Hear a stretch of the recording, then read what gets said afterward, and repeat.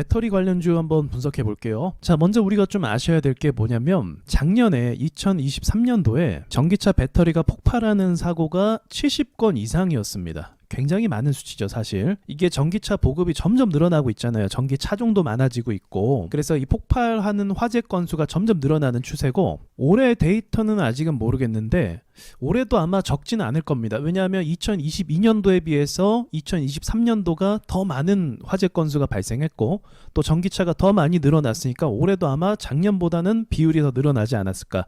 그런 가운데서 아파트 주차장에서 화재가 났기 때문에 그게 더 크게 이슈가 됐고 사람들에게 더 큰 불안감을 갖게 만든 것 같아요. 언론에서 이걸 더 강조하니까 어떻게 됐어요? 지금 전기차를 샀던 사람들이 죄인이 되고 피해자가 되고, 아무튼 이런 분위기가 있습니다. 문제가 없는 건 아니에요. 전기차가 배터리 관련된 문제를 개선을 해야죠. 자, 그런 관점으로 봤을 때 어쨌든 배터리 관련주들에게는 호재가 된 건 맞죠. 국민이 관심을 가지면 정부도 관심을 갖게 되고, 거기에 대한 어떤 해법이나 예방책이나 이런 것들을 기업에게 요구하게 되면서 그런 관련 종목들이 또 주목을 받게 되는 것도 순서인 것 같아요. 그래서 어쨌든 지금 재료를 받았기 때문에 차트 분석을 한번 해보도록 할게요. 얼마 전에 여러분 기억나세요? 제가 그리드 위즈 이 녀석과 랩지노믹스를 제가 분석해서 가격 분석을 해서 예시로 말씀을 드렸는데, 이 가격을 찍고 올라간 게 보이시죠?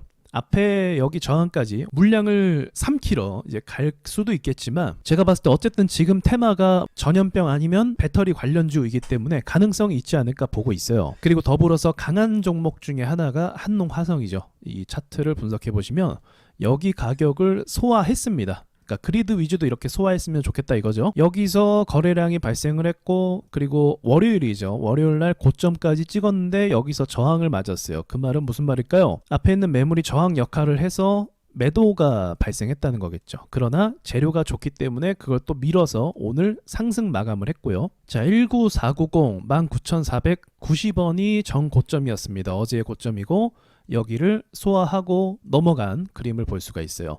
한농화성 종목 자체가 예전에도 그랬는데 좀 잘 흔드는 종목이에요. 자동차 관련주가 대부분 잘 흔들어요. 이 종목 말고도 자동차 섹터 자체가, 부품주 관련 자체가 굉장히 많이 흔드는 성격을 가지고 있습니다. 그럼에도 불구하고 이렇게 오늘 움직임, 여기서 투매 한번 나왔다 다시 회복해서 거래 터지면서 회복하는 움직임 갖고 있어요. 그러니까 분명히 뭔가 관리하면서 흔들면서 털면서 다시 올리는 이런 그림을 볼 수가 있는 거죠. 그래서 의미 있는 가격은 19,500원이 될 것 같고요, 1차적으로. 그리고 분봉상으로 또 보이는 지지선들이 있거든요. 이렇게 일시적으로 밀었던 가격들.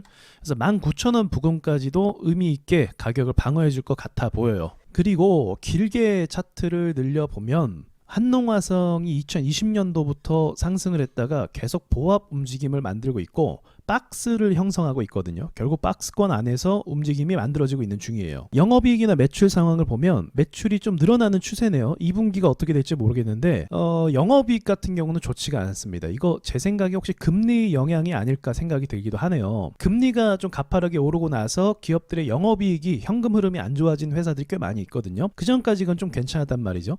그렇다면 금리가 이제 떨어지게 되면 다시 예전만큼의 좀 괜찮은 영업이익을 회복해 주지 않을까, 그런 생각도 좀 갖기도 하는데, 일단 지금은 매출적인 측면에서는 특별히 호재가 있어 보이진 않습니다. 그리고 지금 매출이 늘어나는 걸로 상승하는 게 아니라 단순히 열 배터리 이쪽 관련해서 상승하기 때문에 매출을 통한 상승 모멘텀을 기대할 수는 없을 것 같아요. 단순히 테마주로서 접근하는 게 가장 좋을 것 같아요. 또 다른 종목 볼게요. 다음은 화성 밸브예요. 대왕고래 프로젝트죠. 자, 고래 한번 그려봤습니다. 대왕고래 프로젝트도 우리가 아셔야 될 게 뭐냐면, 저의 생각으로는, 또 제가 음모론을 좀 좋아하잖아요. 근데 이런 시추 작업을 하게 되면 미국 기업들이 엄청나게 들어오게 돼 있어요. 그리고 또 이게 매장량이 적지가 않잖아요. 그래서 더 나아가서 여러분 국제정세에 관심을 갖다 보면 지금 한미일 동맹 구조를 굉장히 강조하고 있는 상황이거든요. 그래서 반도체 동맹까지도 나아가서 그렇게 하고 있잖아요. 경제 동맹. 그런 맥락으로 봤을 때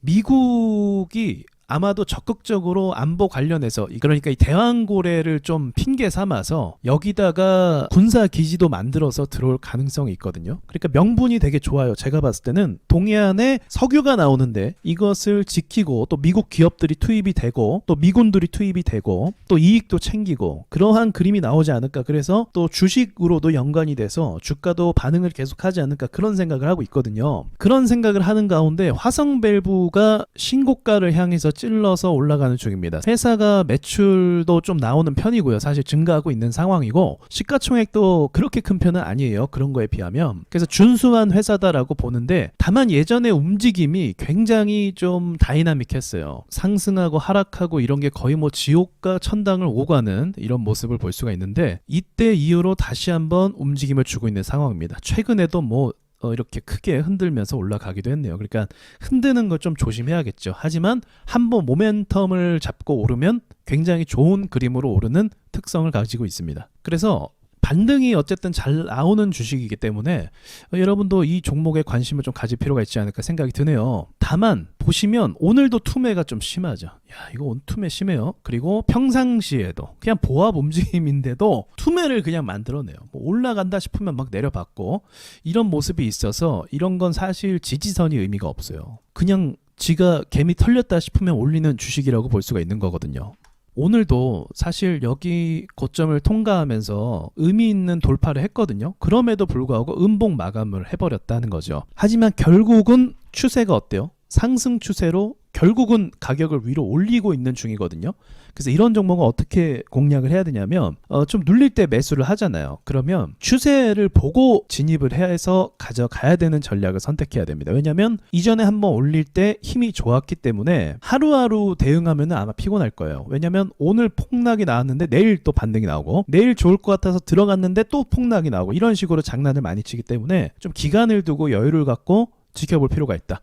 어쨌든 신고가를 향해서 간다는 거, 신고가 위로 갈 수 있다는 가능성을 말하거든요. 차트는 이 위로 갈 수 있는 가능성이 제일 좋은 거예요. 그래야 기대감이 생기거든요. 바닥에 있던 종목 반등 나오면 이거 기술 반등이고 앞에 물린 사람들 탈출하느라 폭락이 또 나올 수 있는데, 그리고 폭락이 나오면 완전히 모멘텀이 끝나버릴 수도 있는데 위로 신고가를 계속 향하는 기대감이 있다면 가능성이 열리는 거죠. 재료도 없지 않죠. 대왕고래 프로젝트 뭔가 수상합니다. 갑자기 그렇게 얘기한 것도 그렇고. 그래서 화성밸브는 제가 가격을 분석할 수가 없네요. 지지선을 그냥 무시해버리는 성격 때문에. 자, 여기까지 이 두 가지 종목을 이야기했는데 두 종목 모두 재료가 괜찮은 것 같아요. 어쨌든 지금 시점에서 좀 주목을 시키는 재료들인 건 맞거든요. 그래서 잘 참고하시고 여러분 투자하시는데 좀 도움 되셨으면 좋겠습니다. 이상 마치겠습니다.